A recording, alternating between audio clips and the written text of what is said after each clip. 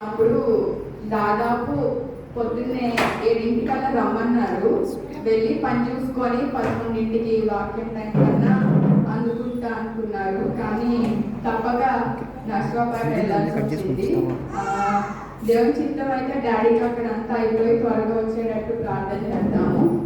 లేదంటే కనుక దేవుడు మనల్ని నడిపించినట్టు ముందుకు వెళ్దాం. ప్రార్థన చేసుకుందాం. యేసు ప్రభువా, జీవం కలిగిన తండ్రి, మమ్మల్ని ప్రేమించి మా జీవితంలో ఇచ్చినటువంటి యొక్క విశ్రాంతిని బట్టి మీకు వందనము చెల్లిస్తున్నాము. ప్రభువా, మరి మన మీ సన్నిధిలో చేరి ప్రభువా మీ యొక్క మాటలు వింటకును, మిమ్మల్ని స్తుతించటకును ప్రభువా నాయన మరి మేము ఆరోగ్యవంతంగా ఉండి ఇక్కడికి రాగలుగుటకు నాయన మీరు మాకు చూపినటువంటి కృపను బట్టి మీకు వందనములు. యేసయ్యా, మేము ఏమేమి విన్నామో అది కేవలము మీ యొక్క ఉచితమైన కృపే ప్రభువా. నాయన మీరు మమ్మల్ని వెతికి నాయన మమ్మల్ని రక్షించినందుకే మీకు వందనాలు. యేసయ్యా, మరి మన ప్రభువా మీ సౌకులు నాయన మరి పనికి అర్జెంట్ వర్క్ ఉండి వెళ్ళి ఉండగా ప్రభా మరి మీ సన్నిధిని మీ ఆత్మను ఇది మాకు తోడుగా ఉంచి ప్రభా మీ నామం నాకు ఘనత మహిమ ప్రభావములు చెల్లి విధంగా నాయన మరి ఇది నా సేవలో ఆది నుండి అంతా మరి మీరు మా మధ్య తానే వచ్చి వారి మధ్య నిలిచాను అనే విధంగా ప్రభా మీరు మా మధ్య ఉన్నారని ప్రభా మేము చూచిలాగున మీ యొక్క ఆత్మకార్యములను మా మధ్య జరిగించమని వేడుకుంటున్నాము. ప్రభా మరి మేమందరము శ్రద్ధతో మీ యొక్క మాటలు వింటకు మీరు సహాయం చేయండి. ప్రభా పాటల్లో వాక్యంలో నాయన మరి ఆరాధన అంతట్లో కూడా మీ సన్నిధిని మీ కృపలు మాకు తోడుగా ఉంచమని ప్రభా సమస్తము క్రమంగాను మర్యాదగాను జరుగునట్లుగా మీ నామం నాకు ఘనత మహిమ ప్రభావంలో చెందినట్లుగా సహాయం చేయమని యేసయ్య నామమున వేడుకొని ప్రార్థిస్తున్నాం తండ్రి. ఆమేన్.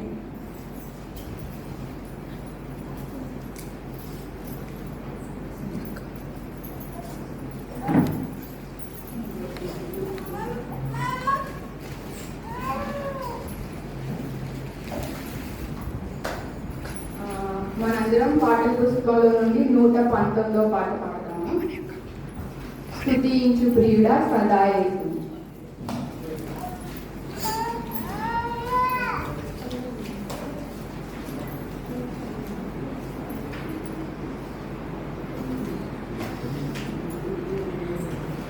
స్తుతించు ప్రియుడా సదా యేసుని.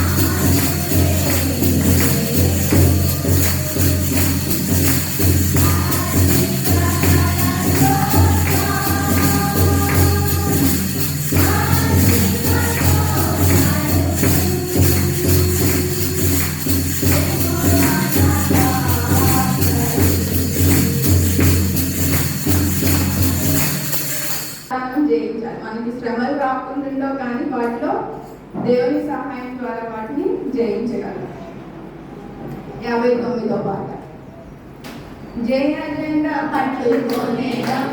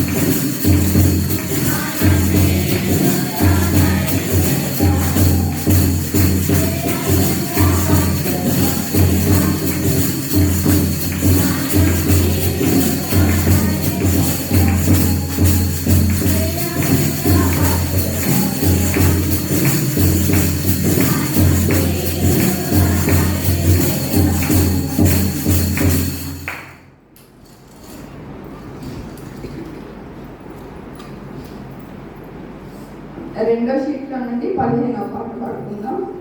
నీవే మార్గం నీవే.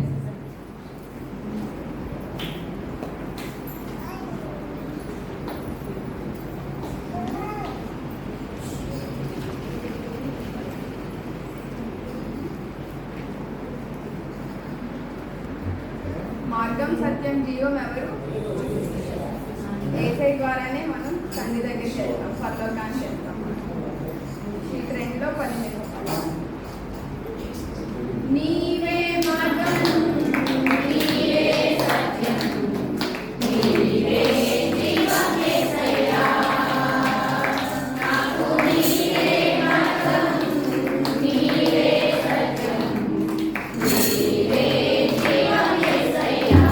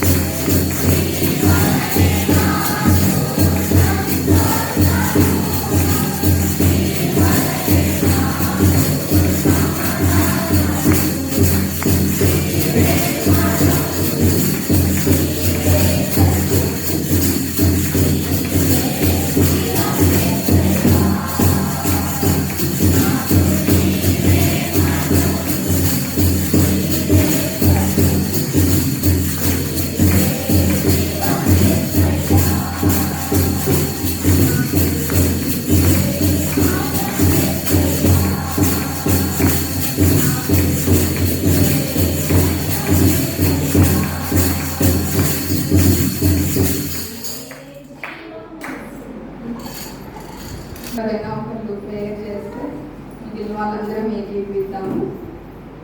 దేవుడు మనతో మాట్లాడినట్టుగా, అలాగే దేవుని చిత్తం అయితే దేవుని సభ్యులు త్వరగా పని ముగించుకొని మన మధ్యకు రాగలిగినట్టుగా ప్రేయర్ చేద్దాము. ఎవరైనా ఒకళ్ళు ప్రార్థనలో నడిపించవలసిందిగా కోరుతున్నాను.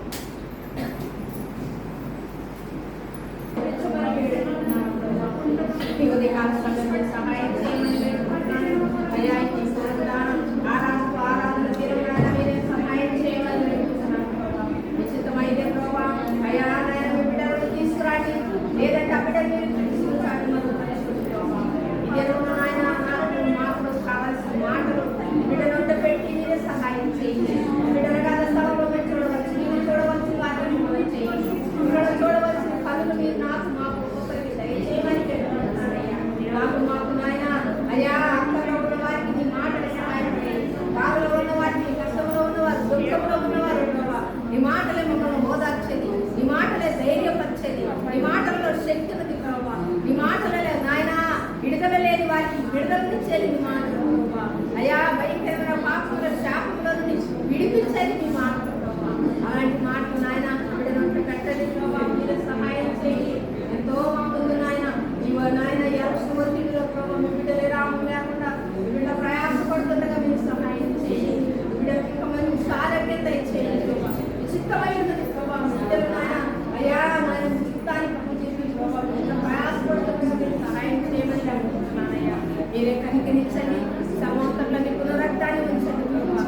ఒక్కొక్కరితో జ్ఞాపకం నింపబడినట్లుగా సహాయం చేయండి.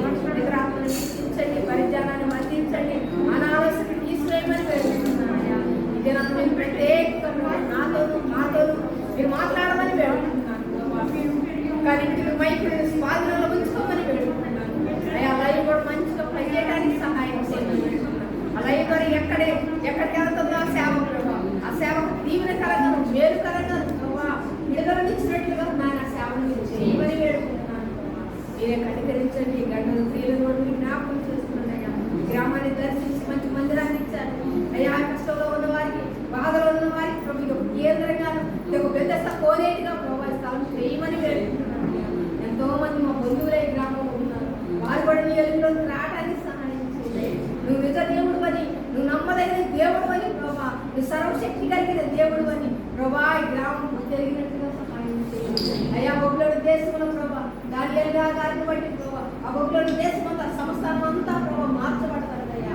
మీ బిడ్డల కాల్చిన కన్నీటిని బట్టి మీ బిడ్డల స్థలంలో ప్రార్థిస్తుండగా ప్రభా ప్రార్థనను బట్టి గ్రామం కూడా మరొకసారి పాదాలు మా గ్రామాన్ని కూడా దర్శించండి, మా మందిరం మాకు దయచేయమని యాసనలో కూడా ఏ ఒత్తిడి లేకుండా, ఏ దృష్టిలో పనిచేయకుండా ప్రభావ మాకు అనుకూలంగా మాకు కావాల్సిన అయ్యా ప్రభుత్వాన్ని మీరు మాకు దయచేయమని మా అయ్యా అలాంటి అధికారం మీరు మాకు దయచేయమని ఏది ఒత్తిడి లేకుండా, ఏ నాయన ఎవరు ఏది కూడా నాయన గాలి లేకుండా, ఏది కూడా నాయన నష్టం లేకుండా మీరు సహాయం చేయమని ప్రభావ.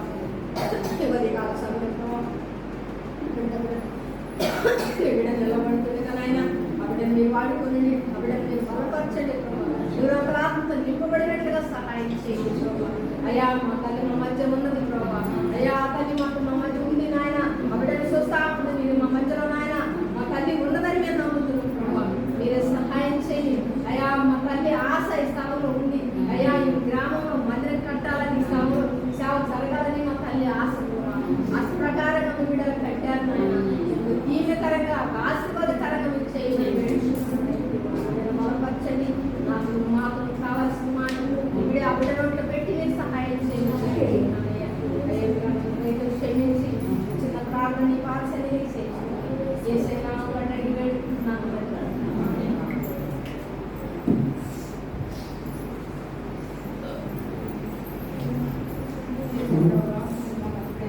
మరొకసారి ప్రతి సమయంలో బట్టి మీకు వందనాలు చెల్లిస్తున్నాము. అయితే మరి ఇప్పటి వరకు పాటల ద్వారా మీరు మనతో మాట్లాడినందుకే మీకు వందనాలు ప్రభా. మరి గుడ్డలైనా బిడ్డలైనా సరే మనల్ని వెంబడించేవాడిగా మమ్మల్ని చేయమని వేడుకుంటున్నాం ప్రభా. మరి మేము నాగటి పైన చేయవేసాము, అలా మేము ఏ విషయంలోనూ వెనక్కి తిరిగి చూడగా ప్రభా మరి నువ్వే మట్టుకు చూసినప్పుడు మీకు మాకు సహాయం చేయండి ప్రభా. ఈ సమయంలో నాయన ముందును ప్రభా మీ ఆత్మను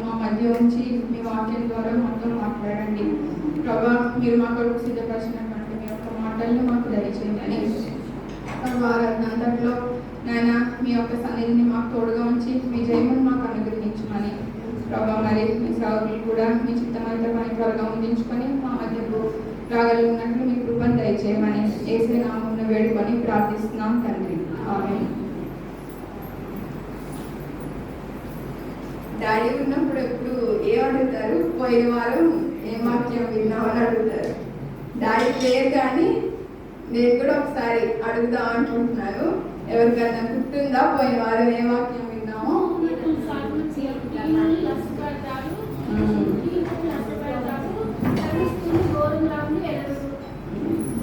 మిగిలిన వాళ్ళ జ్ఞాపకం ఉందా అండి? ఈ వాక్యం మిగిలిన వాళ్ళకి జ్ఞాపకం ఉందా? దేవుడు మహోన్నతుడైనా సరే ఎవరిని లక్ష్య పెడతారు? దీనులను లక్ష్య పెడతారు. గర్విష్ఠులను ఆయన దూరం నుండి బాగా ఎరిగినటువంటి దేవుడు. ఇప్పుడు 2-3 ప్రకటనలు హెచ్చరికలు లాంటివి విన్నాము. ఈరోజు ఒక ప్రత్యేకమైనటువంటి దినం. ఏంటది? Mothers day. సో ఇక్కడ ఉన్నటువంటి తల్లులందరికీ మదర్స్ డే మాతృ దినోత్సవ శుభాకాంక్షలు. మీ తల్లులు ఇక్కడ ఎవరైనా ఉంటే కనుక గబుక్కుని వెళ్ళి విష్ చేసి కూర్చోవాల్సిందిగా మనవి చేస్తున్నాను. ఎవరికి లేదా ఇక్కడ? మీ మమ్మీ లేదా? ఉన్నవాళ్ళు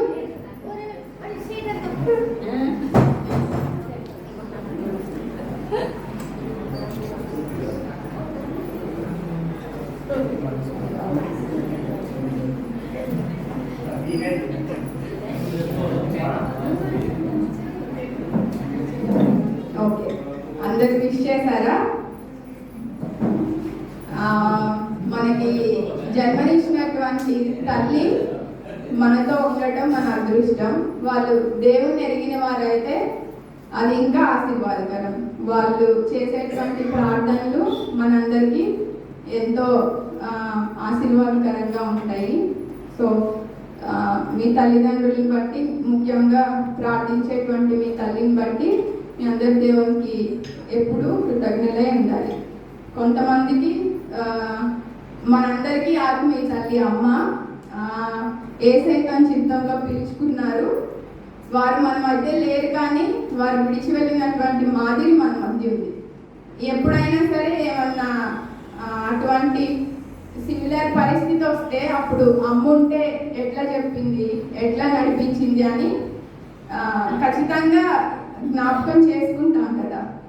సో అట్టి మాదిరి కలిగినటువంటి ఆత్మీయ తల్లిని బట్టి కూడా దేవునికి వందనాలు చెల్లిస్తాము.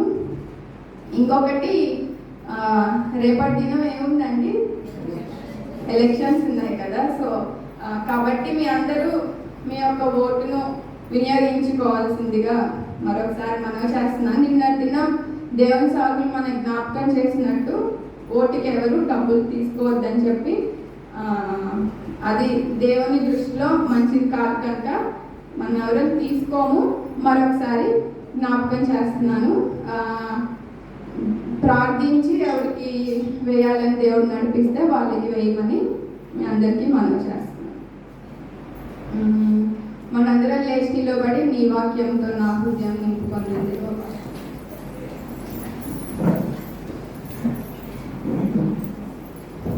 నీ వాక్యముతో నా హృదయమును నింపుకొందును దేవా. నీ వాక్యముతో నా హృదయమును నింపుకొందును దేవా. నీ పాపము చేయకుండా, నీ పాపము చేయకుండా, నీ వాక్యముతో నా హృదయమును నింపుకొందును దేవా. యేసయ్యా, మరి ఒకసారి నేను వచ్చినాం ప్రభా నాయన, మరి ఈ వాక్యంతో మా యొక్క హృదయం నింపుకుంటూ మాకు సహాయం చేయండి. మరి మేము పాపం చేయకూడనట్లుగా ప్రభా మీ వాక్యం మా హృదయంలో ఉంటాయి ప్రభా. మేము ఎప్పుడైనా సరే తప్పిపోతే ఇది సరైన ప్రభా, ఇందులో నడుము అని నడిపించేది మీ వాక్యం ప్రభా. కనుక అటు వాక్యంలో మేము శ్రద్ధతో వింటకును ప్రభా, మరి విన్నటువంటి దాన్ని మా హృదయంలో భద్రం చేసుకున్నప్పుడు మీరు మాకు సహాయం చేయండి.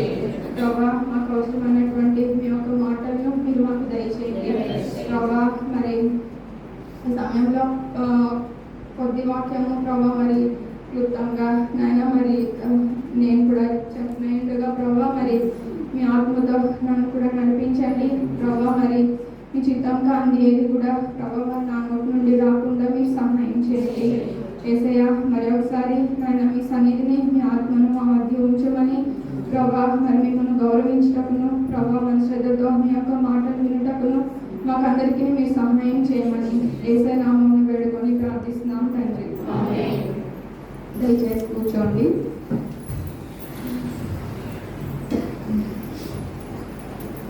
గడిచిన దినముల్లో నేను వాక్యం చదువుతుంటే మొదటి పేరు అధ్యాయంలో ఒక చోట నేను ఆగిపోయాను అన్నమాట. అదేంటంటే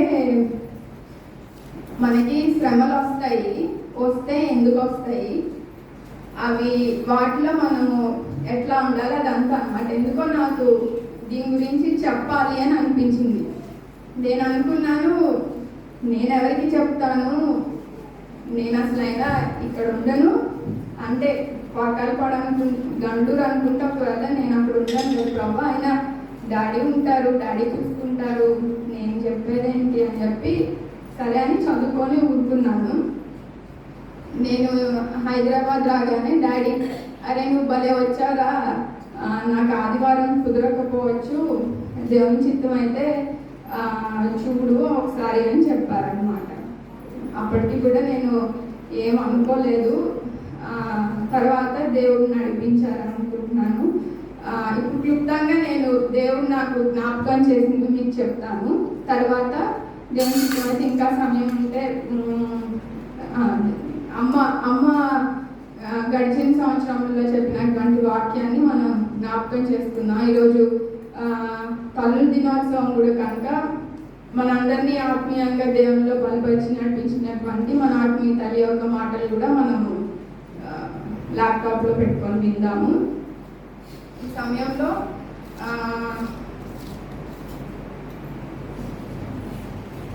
మరి అందరము మొదటి పేతురు 5వ అధ్యాయం 10వ వచనం చూద్దాము.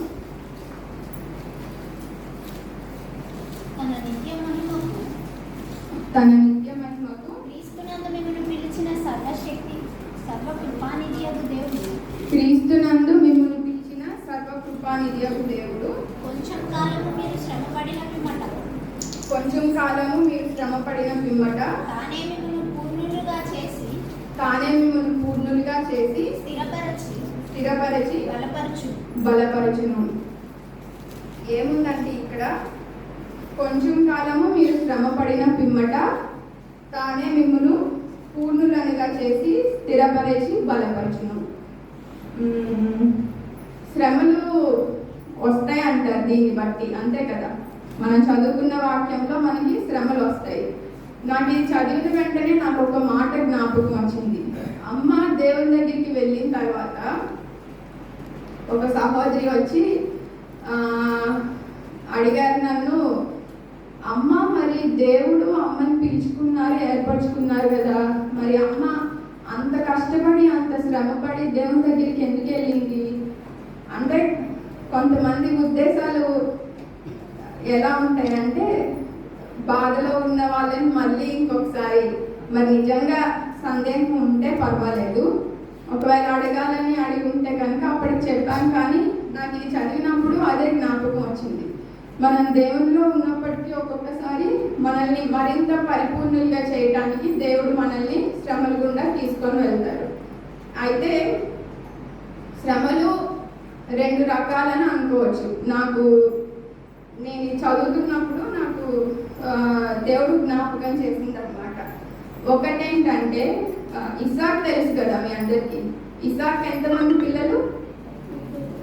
2. ఏం పేర్లు వాళ్ళవి? ఏసావు, యాకోబు.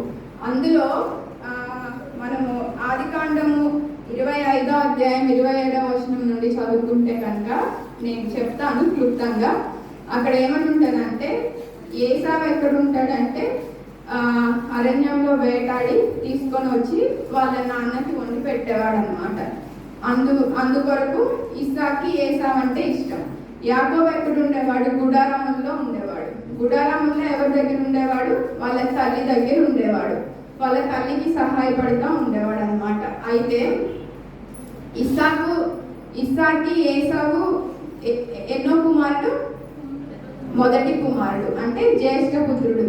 ఆ దినముల్లో జ్యేష్ఠ పుత్రునికి 2 భాగాలు అని ఉంటుంది అనమాట. అయితే ఒకసారి ఏమైంది మీ అందరికీ తెలుసు, ఏసావు వేటాడి వెళ్ళి వచ్చిన తర్వాత అరణ్యం నుండి వచ్చిన తర్వాత చాలా అలసిపోయి ఉంటాడు అనమాట. అప్పుడు ఆయనకి ఆకలేస్తుంది. అప్పుడే యాకోబు ఏం చేస్తాడు, మనం బైబిల్లో చదివితే కలగూర వంటకం ఒకటి వండుతూ ఉంటాడు అనమాట. అప్పుడు ఏమని అడుగుతాడంటే ఏసావు వచ్చి, నేను చాలా అలసిపోయి ఉన్నాను, నువ్వు వండి ఎర్రగా ఉన్న దాంట్లో నాకు కొంచెం పెట్టు అని అడుగుతాడు. యాకోబు ఏం చేశాడు, తీసుకో అన్నా అని చెప్పి పెట్టేశాడా? పెట్టలేదు. ఏమంటాడు, నీ జ్యేష్ఠత్వపు హక్కుని నాకు ఇయ్యని అంటాడు. అది ఇచ్చేయడం మంచిదే అంటారా? ఎందుకు కాదంటే దేవుడు ఆల్రెడీ ఆయన యొక్క ప్రణాళిక చొప్పున ఏసావుని జ్యేష్ఠ కుమారుడి కింద ఇచ్చాడు. ఇచ్చినప్పుడు దాన్ని కాపాడుకోవాలి కదా. కానీ ఏం చేస్తాడు, దాన్ని తిరిగి ఇచ్చేస్తాడు. దీన్ని నేను ఏం చేసుకుంటాను, నేను ఆల్రెడీ చావబోతున్నాను కదా, దీన్ని నువ్వే తీసుకో, నాకు మాత్రం భోజనం పెట్టని చెప్పి ఇంతకీ అదేంటంటే చిక్కుడుకాయల కూర అని ఉంటుంది అనమాట కింద చదివితే కనుక. కాబట్టి ఏం చేస్తాడు ఏసావు, జ్యేష్ఠత్వపు హక్కుని దేవుడు ఇచ్చిన దాన్ని అమ్మేసుకుంటాడు అనమాట. అది తర్వాత మనము హెబ్రీలో కనుక చదివితే 12వ అధ్యాయం 16-17 వచనాల్లో ఎవరైనా నాకు సహాయపడగలరు. ఒక పూట కూటి కొరకు తన జ్యేష్ఠత్వపు హక్కును అమ్మివేసిన ఏసావు వంటి భ్రష్టుడైనను వ్యభిచారి అయినను ఉండునేమో అని జాగ్రత్తగా చూచుకోండి. ఏసావు ఆ తరువాత ఆశీర్వాదం పొందగోరి కన్నీళ్లు విడుచుచు దానికోసం ఎలా వెతికాడండి? శ్రద్ధతో వెతికినను మారు మనస్సు పొందిన అవకాశం దొరకక విసర్జింపబడినని మీరు ఎరుగుదురు. ఇక్కడ తర్వాత ఏమైంది, ఏసావు ఏం చేశాడు, ఆశీర్వాదం పొందగోరి. జ్యేష్ఠులకి ఆశీర్వాదం 2 పాలు కాబట్టి నేను జ్యేష్ఠుడిని అని చెప్పి తర్వాత ఏమైంది, తనకి పశ్చాత్తాపడుంటాడు. ఆశీర్వాదం పొందగోరి శ్రద్ధతో వెతికాడంట. ఇంకా కన్నీళ్లు విడుస్తూ వెతికాడు. వెతికినప్పుడు మరి దొరికింది, ఆయనకి దొరకలేదు. ఏమైంది, విసర్జింపబడ్డాడు. అలాగే మనకు కూడా ఎన్నోసార్లు దేవుడు ఎక్కడైనా సరే మనం సరిగ్గా లేకపోతే జ్ఞాపకం చేస్తారు. ఒకసారి జ్ఞాపకం చేస్తారు, 2 సార్లు జ్ఞాపకం చేస్తారు, ఎన్నో తరుణాలు ఇస్తారు. అయినా కూడా మనం దాన్ని అప్పుడే మనం సరి చేసుకోకపోయినా సరే, దేవునికి ఇష్టమైనట్టు ఉండకపోయినా సరే, తర్వాత మనం ఏసావులాగా కన్నీళ్లు విడుస్తా శ్రద్ధగా, ప్రభా నన్ను జ్ఞాపకం చేసుకో, నాకు తోడుగా ఉండు, నాకు సహాయం చేయి అన్నా సరే ఒక్కొక్కసారి మనకి దేవుని దగ్గర నుండి సమాధానం రాదు. ఇది చెప్పడం చాలా కష్టంగా ఉంది. ఎందుకంటే మనకి ఎప్పుడు ఏ కష్టం వచ్చినా, ఏం అవసరం వచ్చినా ఎవరు మనకి సహాయపడగలరు? దేవుడు. మనకి ఎప్పుడు ఉండే నమ్మకం ఏంటి, దేవుడు నాతో ఉన్నాడు, దేవుడు నాకు అవసరమైనప్పుడు సహాయం చేస్తారు. కానీ మనందరికీ ఒక వాక్యం జ్ఞాపకం ఉంటుంది, ఏంటంటే సామెతల్లో ఉంటుంది, ఎన్నిసార్లు గద్దించిందో లోబడిన వాడు మరి తిరుగు లేకుండా హఠాత్తుగా నాశనం అవ్వను. కాబట్టి దేవుడు మనకి జ్ఞాపకం చేసినప్పుడు మనం సరిగ్గా లేకపోతే అప్పుడు అవి దేవుడు మనకి శ్రమలను ఎలా చేస్తారు. ఒకటి ఏంటంటే మనం సరిగ్గా లేకపోవడం వల్ల శ్రమల గుండా వెళ్తాం. ఇంకొకటి ఏంటంటే మనం అన్నీ సరిగ్గానే ఉంటాం, ఆత్మీయంగా బాగానే ఉండొచ్చు, అయినా కూడా ఒక్కొక్కసారి మనకి శ్రమలు వస్తాయి. శ్రమలు వచ్చినప్పుడు నేను అనుకోలేదు, ఈ పాటలన్నీ డాడీ ఆల్రెడీ రాత్రే రాసి పెట్టారు. అందులో జయ జెండా పట్టుకొనిద్దామని పాడాము. అందులో ఏమి విన్నాము, 1000 శ్రమలు వచ్చినా సరే శోకం దగ్గరికి రాదు, ఆత్మ ఖడ్గంతో సాతాన్ని జయించాలని ఒకటి పాడాము. ఇంకొకటి ఏంటి, గుట్టలైనా మిట్టలైనా, గుట్టలు మిట్టలు మనకి నున్నగా ఉంటాయా, చక్కగా వెళ్ళిపోగలమా? ఇంకొంచెం కష్టపడాలి, ఇంకొంచెం కష్టపడి మరి ఎక్కి దిగి అంత కష్టపడాల్సి వచ్చినప్పుడు మరి యేసయ్యని వెంబడించడం అనేది కష్టమే. కానీ ఏం చేయాలి? నాగలిపై చెయ్యి వేశాం కాబట్టి వెనక్కి తిరిగి చూడకూడదు, యేసయ్యని వెంబడించాలి. బైబిల్లో యేసయ్యని వెంబడించినందుకు శ్రమ పడిన వాళ్ళు ఎవరైనా ఉన్నారంటారా?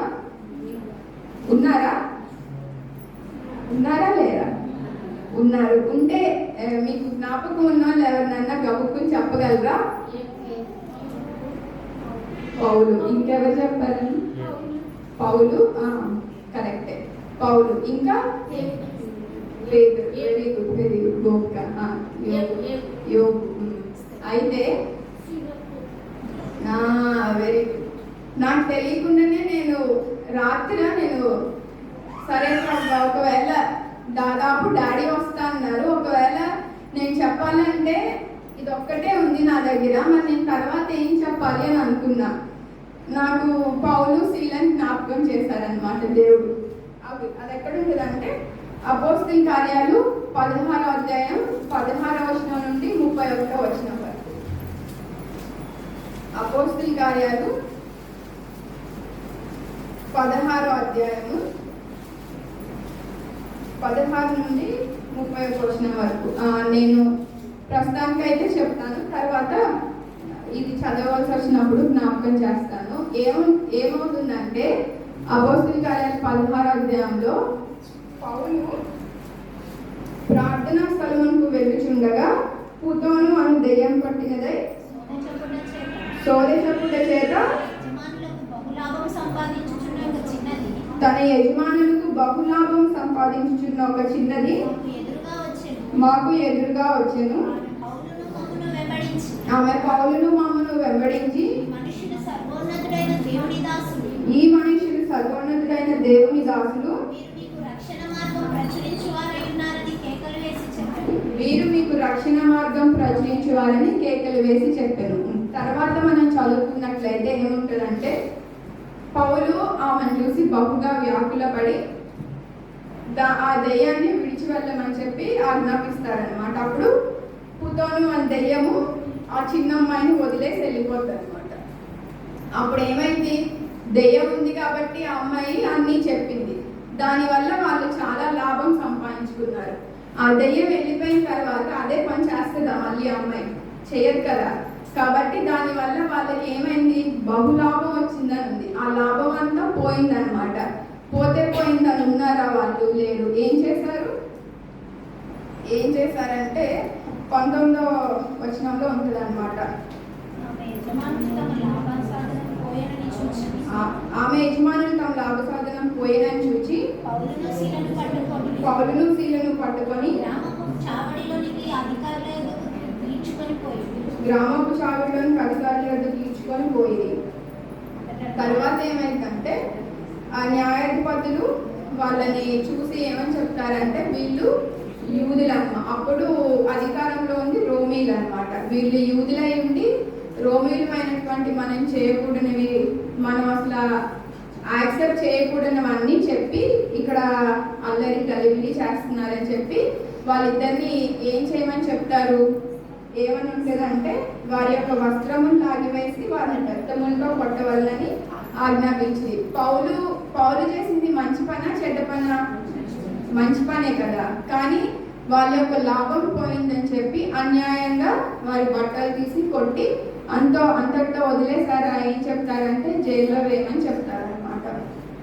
అలా వేసినప్పుడు మరి పౌలు శీలకి ఇంకొక చాయిస్ ఏం లేదు, తప్పక వారు జైలుకి వెళ్తారు. వెళ్ళిన తర్వాత ఏమైందంటే చాలా దెబ్బలు కొడతారనమాట.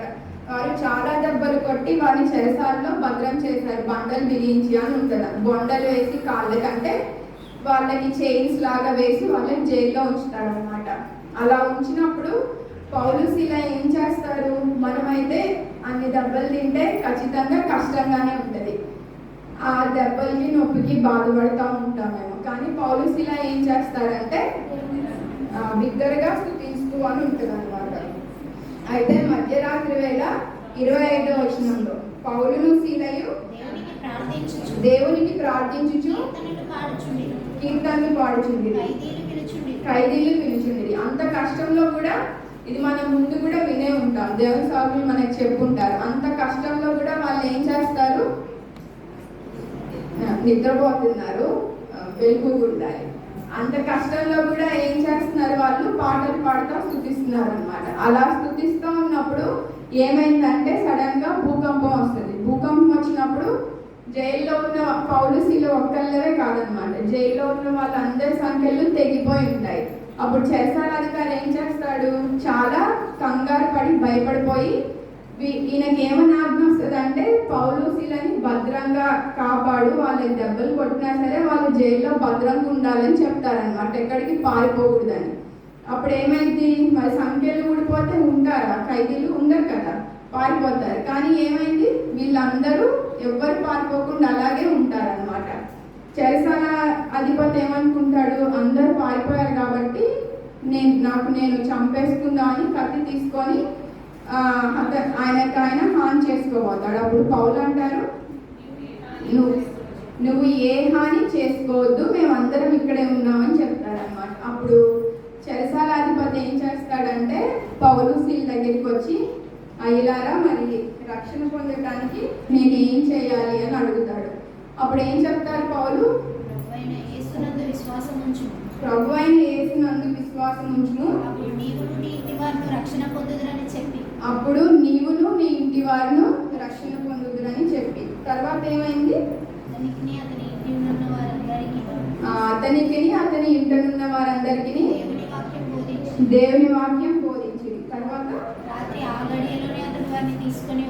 రాత్రి ఆగడిలోనే అతడు వారిని తీసుకొని వచ్చి వారి గాయములు కడిగెను.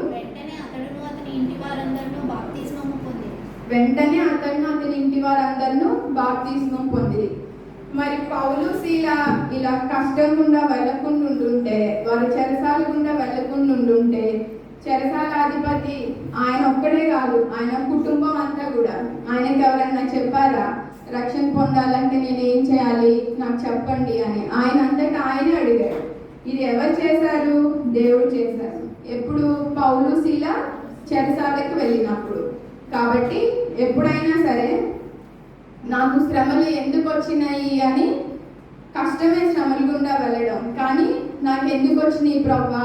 కొంతమందికి ఏంటంటే దేవుడు ముందే చెప్తాడు, ఈ కష్టం రావచ్చు, ఈ శ్రమ రావచ్చు అని.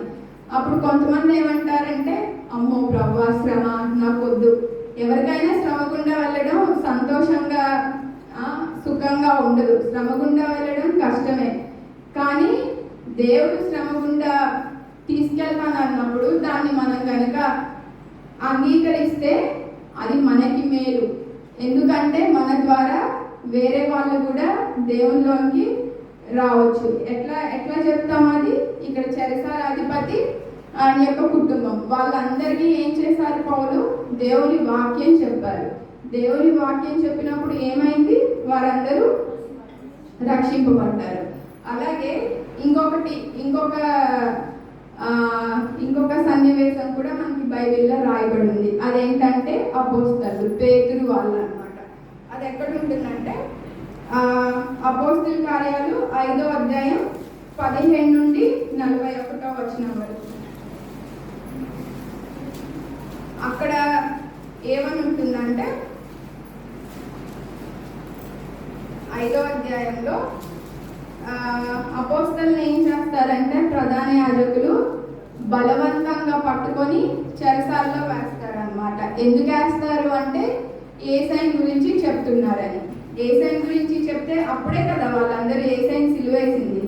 సో యేసయ్య చనిపోయారు అన్న ఆ పాపాన్ని మా అందరి మీదకి మీరు మళ్ళా ప్రజలందరినీ మా మీద తోసేటట్టున్నారు, దేవుని గురించి చెప్పొద్దని చెప్తారు అని చెప్పి ఏం చేస్తారు? చెరసాల్లో వేస్తారు. కష్టాల్లో చెరసాల్లో వేస్తే కష్టమే కదా, అది దేవుడు అనుమతిస్తేనే వారు చెరసాల్లో వేయబడ్డారు. మరి చెరసాల్లో వేయబడినప్పుడు ఏమైంది? పేతురు వాళ్ళకి కష్టంగానే ఉండింది, కానీ ఒక్కొక్కసారి కష్టం గుండా వెళ్ళవలసి వచ్చినప్పటికీ దేవుడు ఆయన యొక్క దూతల్ని మనకి పంపిస్తారు. ఎందుకు? వాటి నుండి మనకు ఆదరణ కలిగించడానికి, వాటి నుండి మనకి విడుదల కలిగించడానికి. పేతురు చెరసాల్లో ఉన్నప్పుడు ఏమవుతుందంటే 19వ వచనంలో చూస్తే, అయితే ప్రభు దూత రాత్రి వేళ ఆ చెరసాల తలుపులు తీసి వారిని వెలుపలికి తీసుకొని వచ్చి మీరు వెళ్ళి దేవాలయంలో నిలవబడి ఈ జీవంను గూర్చిన మాటలన్నీ ప్రజలతో చెప్పుడని వారితో చెప్పి. కాబట్టి పేతుర్ని తీసుకెళ్లి చెరసాలలో పెడితే, చెరసాల్లోనే ఉన్నారా? లేరు కదా. దేవుని దూత వచ్చి మళ్ళా వాళ్ళని విడిపించిన తర్వాత ఎందుకు విడిపించింది? వెళ్ళి మళ్ళీ జీవంను గూర్చిన మాటలు, అంటే యేసయ్యను గూర్చినటువంటి మాటలు మళ్ళీ చెప్పమని పంపించారు. పేతురు మరి వాళ్ళు ఏంటి ప్రభా, మరి వచ్చి మళ్ళీ చెప్తే మళ్ళీ తీసుకెళ్లి మమ్మల్ని జైల్లో వేస్తారు, మాకెందుకు కష్టం అని అనలేదు. ఏం చేశారు? మళ్ళా వెళ్ళి మళ్ళా దేవుని గురించిన మాటలు చెప్తా మొదలు పెట్టేశారు. ఆల్రెడీ వాళ్ళు వెళ్ళి మళ్ళీ తెల్లవారుజామునే మందిరంలోకి వెళ్ళి దేవుని గురించి చెప్తా ఉంటారనమాట.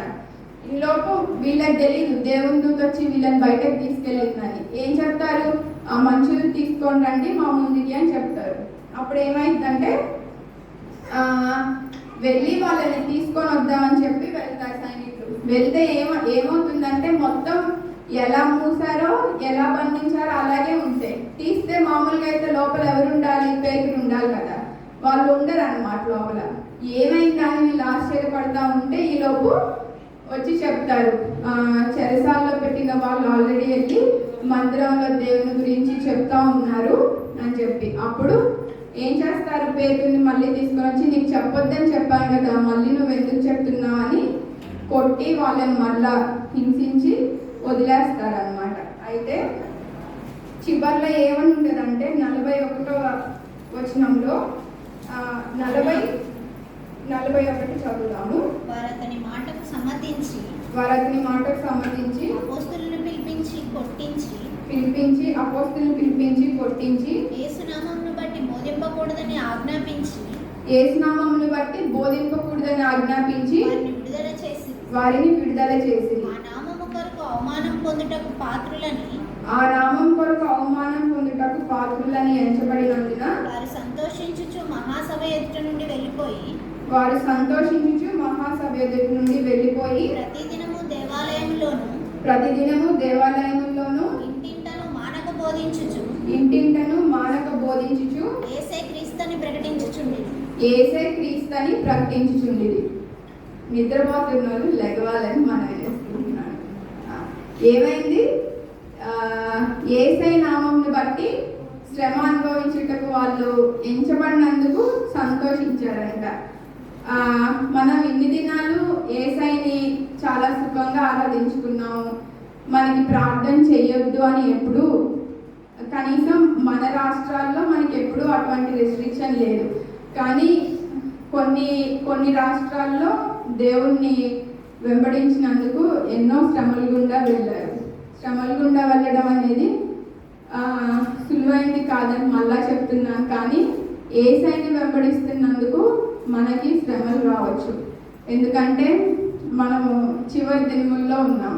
దేవుణ్ణి వెంబడించినందుకు మనం కూడా శ్రమల గుండా వెళ్ళవలసి రావచ్చు. కానీ శ్రమల గుండా వెళ్ళవలసి వచ్చినప్పుడు యేసయ్యని మాత్రం మనం వదిలిపెట్టకూడదు. ఎందుకంటే దేవుడు మనల్ని ప్రేమించి మన కోసం ఆయన సిలువలో చనిపోయినంతగా మనల్ని ప్రేమించారు. అయితే మరి ఈ శ్రమల గుండా వెళ్తే ఏమొస్తుంది మనకి? మనం వెళ్ళగలమా అని మనం అనుకుంటే మనం వెళ్ళగలం. ఎందుకంటే యోహాను 16వ అధ్యాయం 33వ వచనం చదివినట్లయితే, యోహాను సువార్త 16వ అధ్యాయము 33వ వచనం. నా యందు మీకు సమాధానం కలుగునట్లు ఈ మాటలు మీతో చెప్పుచున్నాను. లోకంలో మీకు శ్రమ కలుగును. అయినను ధైర్యం తెచ్చుకొనుడి. నేను లోకంను జయించి ఉన్నానన్ను. కాబట్టి ఈ ముందు దినముల్లో మనకంతా సులువుగా ఉండకపోవచ్చు. ఎందుకు? యేసయ్యని వెంబడించినందుకు శ్రమలు రావచ్చు. కానీ మనం ధైర్యంగా ఉండొచ్చు. ఎందుకంటే ఆల్రెడీ యేసయ్య వీటన్నిటిని మన కోసం జయించారు. దేవుడు లోకంను జయించారు కాబట్టి మనం ధైర్యంగా ఉండాలి. వీటి గుండా దేవుడు పౌలు శీలకి చెరసాల్లో ఉంటే మరి మన సొంత శక్తితో అయితే మనం అంత కష్టంలో దేవుణ్ణి స్తుతించలేము. కేవలము దేవుడే వాళ్ళకి అట్టి కృపను దయచేసి దేవుణ్ణి స్తుతించే విధంగా సహాయం చేశారు. అదేవిధంగా పేతురు కూడా చెరసాల్లో ఉన్నప్పుడు దేవుడే ఆయన్ని దూతని పంపించి పేతురు బయటకు రావడానికి చెరసాల్లో నుండి మళ్ళా ఆయన వాక్యం చెప్పడానికి యేసయ్య సహాయం చేశారు. కాబట్టి శ్రమ గుండా వెళ్ళవలసి వచ్చినప్పుడు దేవుడిని మాత్రం విడిచిపెట్టకూడదు. ఎందుకు? ఒక్కొక్కసారి మనల్ని పరిపూర్ణంగా చేయటానికి దేవుడే మనల్ని శ్రమల గుండా అనుమతిస్తారనమాట. ఇంకొక వాక్యం చెప్తాను మీకు. మరి శ్రమల గుండా వెళ్తే ఏంటి, మనకు వచ్చే లాభం ఏంటి? అది సులువైంది కాదు, కానీ దాని గుండా వెళ్తే మనకు వచ్చేది ఏంటి అంటే యాకోబు 1వ అధ్యాయము 12వ వచనం. యాకోబు 1వ అధ్యాయము 12వ వచనం. శోధన సహించువాడు ధన్యుడు, అతడు శోధనకు నిలిచిన వాడే. ప్రభు తన్ను ప్రేమించు వారికి వాగ్దానం చేసిన జీవ కిరీటం పొందును. ఏమనుందండి? శోధన సహిస్తే మనం ఎవరము? ధన్యులము. ఎందుకంటే శోధన గుండా వెళ్ళినప్పుడు దేవుడు మనకి వాగ్దానం చేసిన ఏం కిరీటం? జీవ కిరీటాన్ని మనం సంపాదించుకుంటాం. వీటన్నిటిలో మనం దేవుడి కోసం నిలబడితే దేవుడు మనందరినీ నిత్య రాజ్యంలో ఆయన వాగ్దానం చేసిన జీవ కిరీటం ఎవరికి ఇస్తారా? దేవుడు ఆయన్ని ప్రేమించిన వారికి. ఆయన్ని ప్రేమించిన వారికి ఆయన వాగ్దానం చేసినటువంటి జీవ కిరీటాన్ని దేవుడు ఇస్తారనమాట. అయితే ఇంకొక విషయం చెప్పాలనుకుంటున్నాను నేను.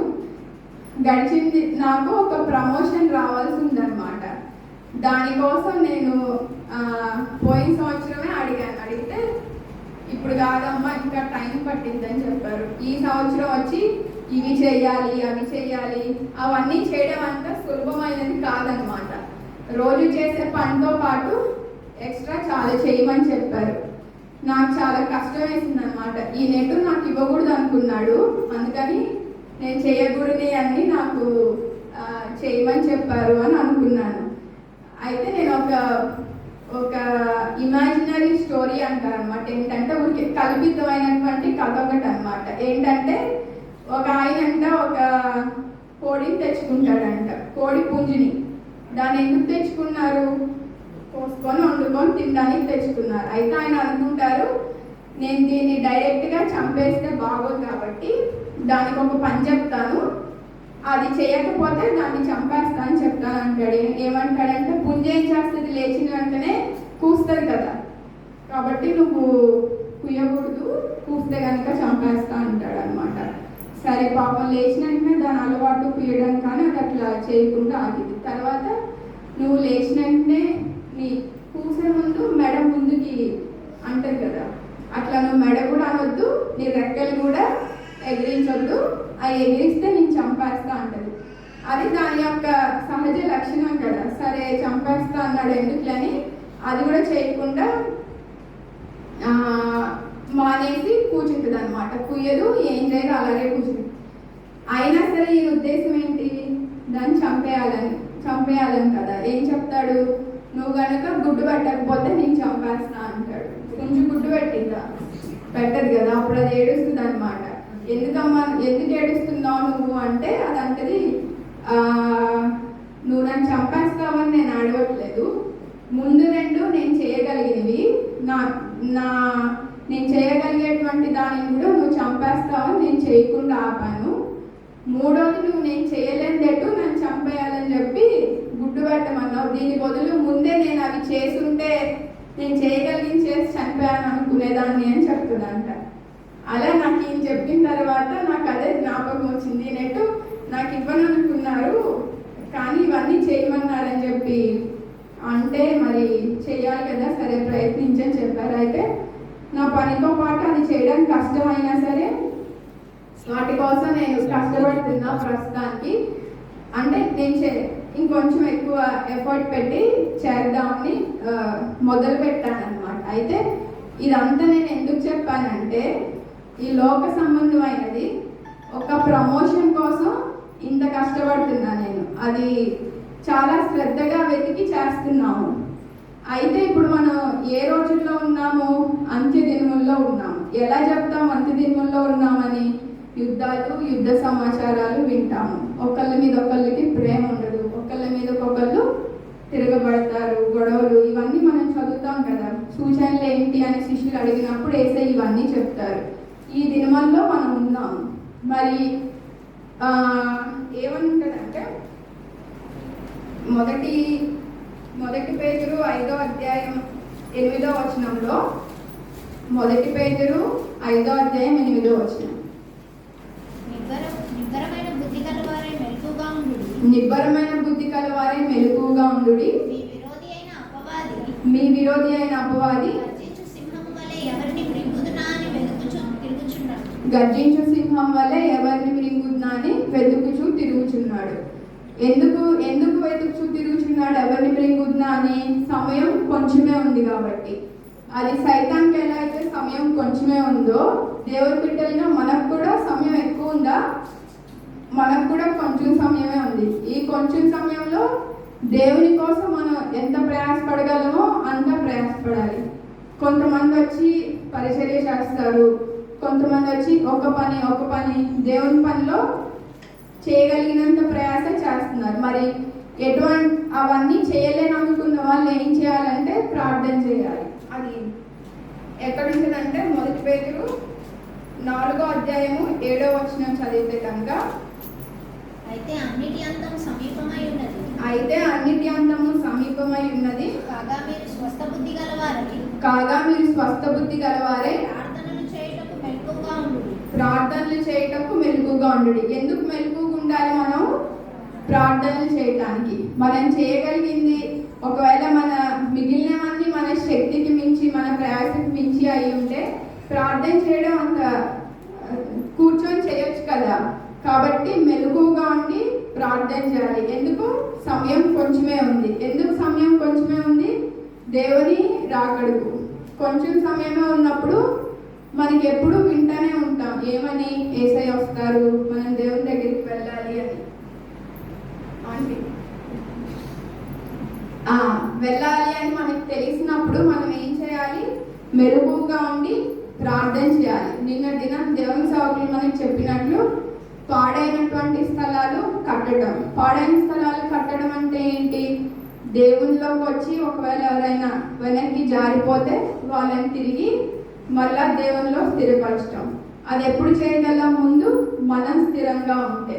కాబట్టి నుంచున్నా అనుకున్న వారు పడిపోకున్నట్లుగా జాగ్రత్తగా చూసుకోండి అని చెప్తారు కదా దేవుని వాక్యంలో. కాబట్టి ముందు మనం దేవునిలో స్థిరంగా ఉండటానికి మనము ప్రార్థన చేయాలి. తర్వాత ఇతరులను దేవునిలోకి తేడానికి. ఇంకొకటి, ఒకవేళ మనం శ్రమల గుండా వెళ్ళవలసి వచ్చినా సరే వాటిలో మనం దేవుణ్ణి విడిచిపెట్టకుండా వాటి గుండా వెళ్ళేటువంటి సహాయం దయచేయమని దేవుణ్ణి అడుగుతూ ఆ విధంగా ప్రార్థన చేయాలి. ఇంకొకటి ఏం చెప్తున్నానంటే, పౌలు మరి శ్రమల గుండా వెళ్ళారు కదా, మరి దానివల్ల ఆయనకి ఏమైంది? దేవుడు వాగ్దానం చేసినటువంటి కిరీటం ఆయన పొందుకున్నారు అనుకుంటున్నారా? లేదా పొందుకున్నారా? అది ఎక్కడ చదువుతామంటే 2 తిమోతి 4వ అధ్యాయము 7-8 వచనాలు. 2 తిమోతి, మంచి పోరాటం పోరాడి తిని, నా పరుగు కడముట్టించి తిని, నా విశ్వాసం కాపాడుకొంటిని, ఇక మీదట నా కొరకు నీతి కిరీటం ఉంచబడి ఉన్నది.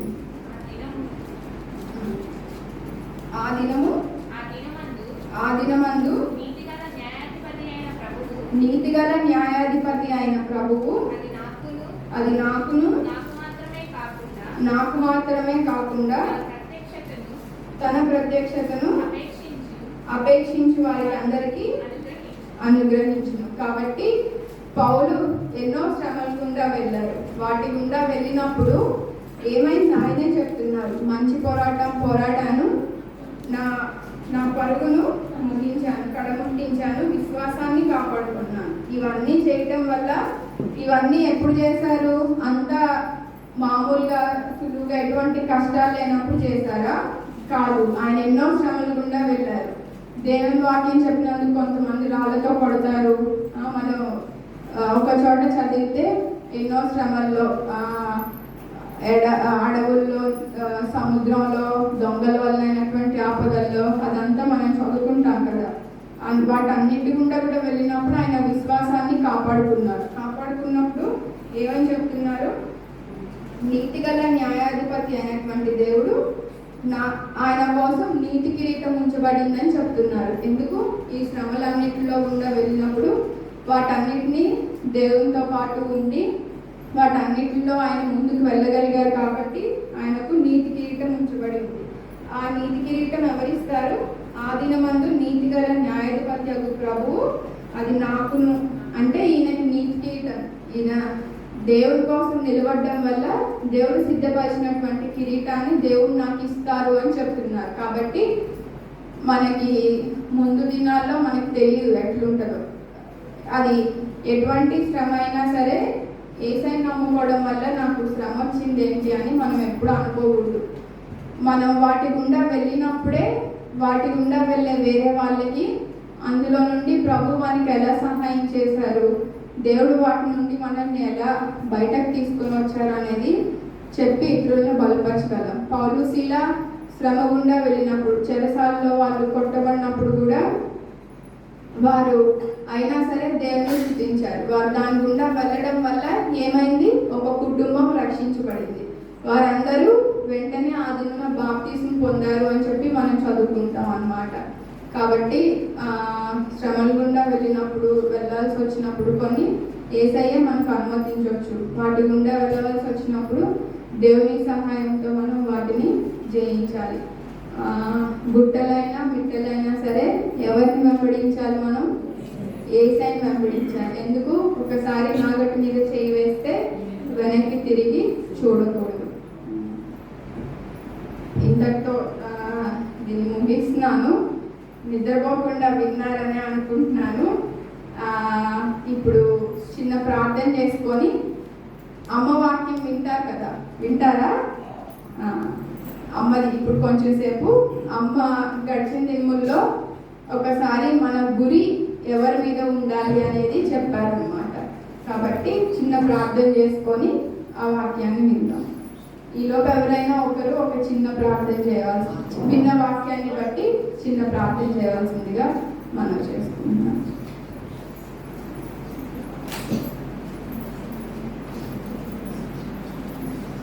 యేసయ్య, మరి ముందు దినముల్లో ప్రభా మరి మాకు ఎటువంటి కష్టములు రాగలవో మేము ఎరుగం, కానీ ప్రభా మరి మేము ఒకటే ఎరుగుదాం ప్రభా.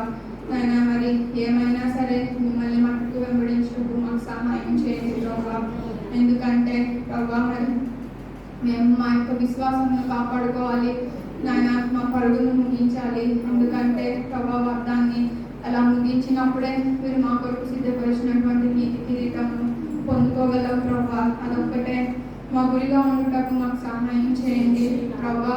మరి వీటి గుండా నాయన ఒకవేళ మీరు అనుమతించినప్పుడు నాయన వెళ్ళగలుగుటకు అవసరమైనటువంటి మీ కృపను కూడా మాకు అనుగ్రహించమని ప్రభా. మేము ఎక్కడ వెనక్కి తిరిగి చూసేవారుగా ఉండగా ప్రభా నాయన ఏమైనా సరే మిమ్మల్ని మట్టుకు వెంబడించటకు నా గట్టి మీద చేయి వేసాం కనుక ప్రభా మరి మీ వైపే చూస్తూ నాయన మరి మేము ముందుకు వెళ్ళగలుగుటకు మాకు అవసరమైన కృపను దయచేయమని ప్రభా. మరి యొక్క మదర్స్ డే రోజున ప్రభా మరి మేము అమ్మ వాక్యంను మాటను కూడా వినాలని ఆశపడుచు ఉండగా ప్రభా మరి మేము ఎక్కడ నాయన నిద్రాత్మతోనూ పరిజ్ఞానంతోనూ ఉండగా నాయన మరి శ్రద్ధగా మీ యొక్క మాటలు వింటకు మీరు మాకు సహాయం చేయమని యేసయ్య నామమున వేడుకొని ప్రార్థిస్తున్నాం తండ్రి. ఆమేన్.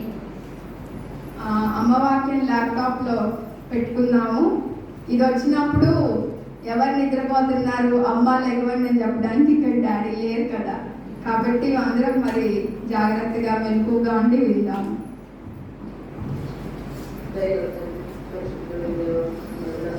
మా రక్షక మహాదేవుడు అయిన మా ప్రియమైన తండ్రి, మీ ఘనమైన నామమునకు చాలా చాలా సమయం పట్టింది. అందరికి ఆకలి కూడా వేస్తూ ఉంటుంటదేమో. మనందరం లేచి నిలబడి 169వ పాట పాడుతున్నాం.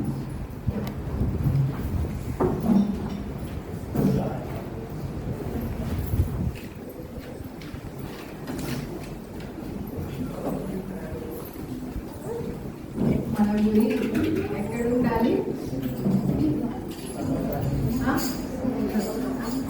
గురి ఎవరి మీద ఉండాలి? ఏ టైం అందరు విన్నారని అనుకుంటున్నాను. 169వ పాట పాడుతున్నాను. పరవాసినే జగమున ప్రభువా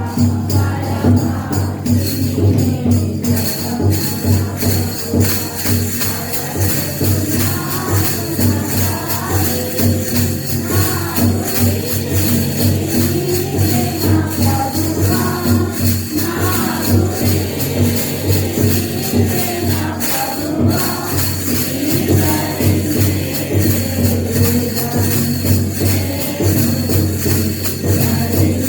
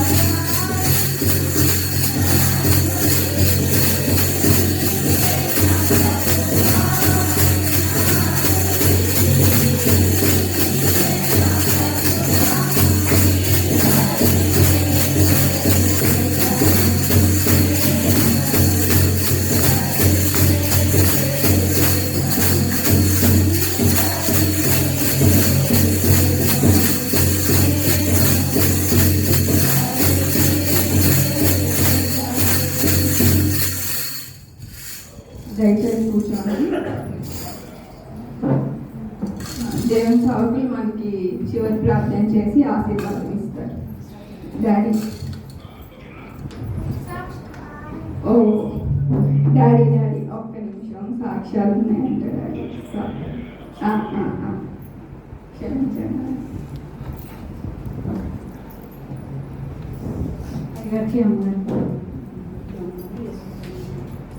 నవీను చిన్నప్పటి నుంచి గవర్నమెంట్ బడిలో చదువుకున్నాను. 7 కాడి నుంచి ఒకబడిలో లయాలు వచ్చారు. వాడికి 8వ తరగతి అయితే నాకు అర్థం కావట్లేదు, ఈ చదువు ఎలా చదవాలని ఏడ్చుకోవాలి. మళ్ళీ 9వ తరగతి కాడి నుంచి కూడా అర్థం కావట్లేదు. ఆ పాఠాలు అందరికీ 6 సబ్జెక్టులకి వాడికి 10 సబ్జెక్టులు ఉంటాయి అంట. 10వ తరగతి వాడికి ఇంకా జనవరి ఫిబ్రవరి 18వ తారీఖు కట్టలు జరుగుతుంది. అయ్యగారికి వచ్చి కంచెలు ప్రార్థన చేసేవాడు. ప్రతిరోజు తలనొప్పి వస్తుందని 2 రోజులు ఒక రోజు ఫోన్ చేసేవాడు. నీకు రాస్తానా అయ్యగారికి లేదా ప్రశ్న అనేవాడు, నీకు 450 మార్కులు రాకపోతే మామూలుగా ఉండదని చెప్పాడు. ఇంకా వాడు భయపడుతున్నాడో దేనికో తెలియదు, కానీ అమ్మమ్మ నా కోసం ప్రార్థన చేయండి, నేనే పాడుతానయ్యా, దేవుడు సేవకులు ప్రార్థన చేస్తున్నాడు, సంఘ బిడ్డలు ప్రార్థన చేస్తున్నాడు.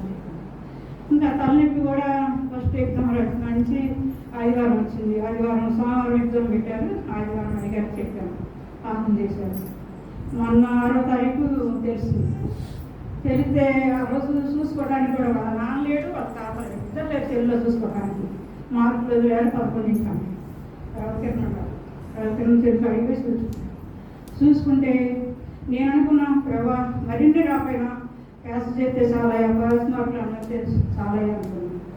ఇంకా 450 రావాలన్నాడు మామయ్య. నాకు 444 వచ్చినాయి.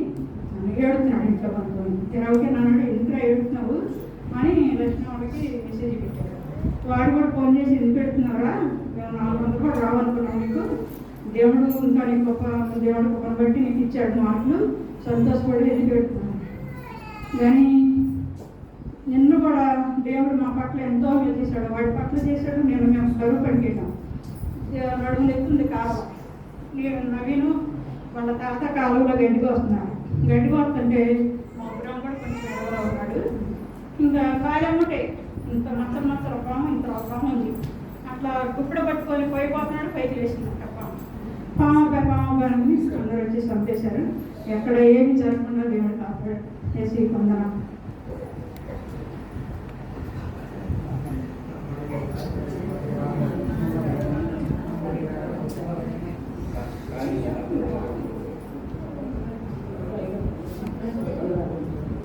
అందరికీ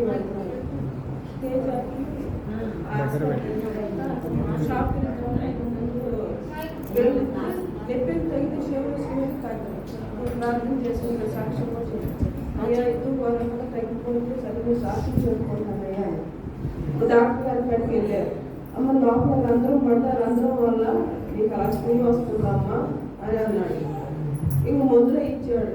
ఆ మందుల వల్ల కాదు రేపు ఆదివారం కూడా తగ్గిపోతుంది, సరే సాక్షి చెప్పుకుంటాను, తగ్గిపోయి మీ అందరికీ అందరూ అయ్యే పడతాను.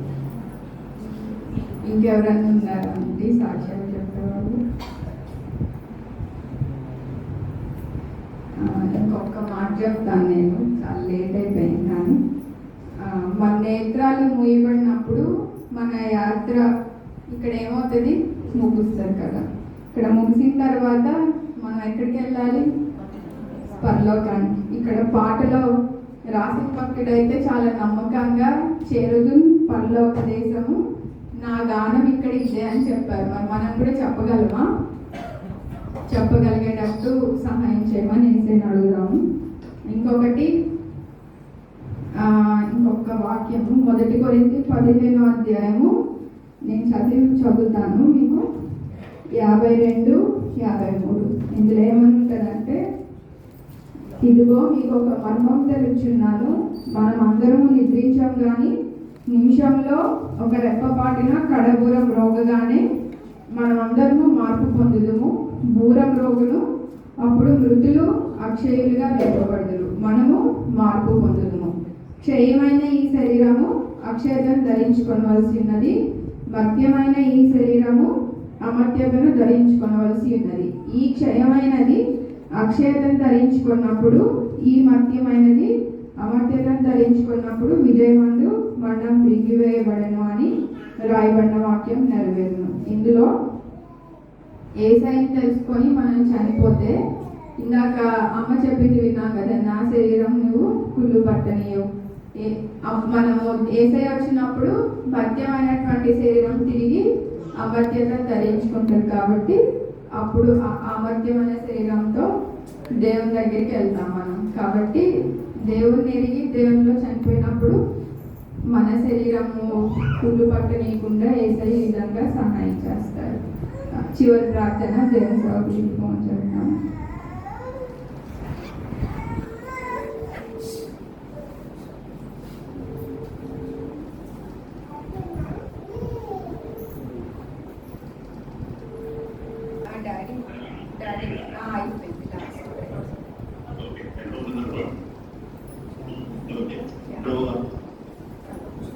ఈ పాత్రలు చేరి మొదలుపెట్టుకున్నాం.